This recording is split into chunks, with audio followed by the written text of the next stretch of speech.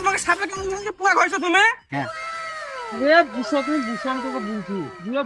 ব্যাপারটা হয়েছে কি বলো ভেনে আমি যাইছিলাম মাঠে কাজ করতে।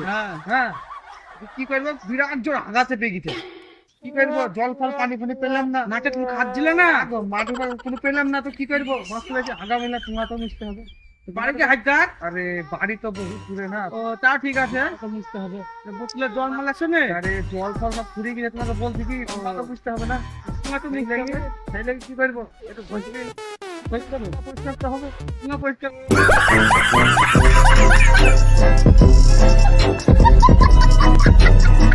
Ha ha ha ha!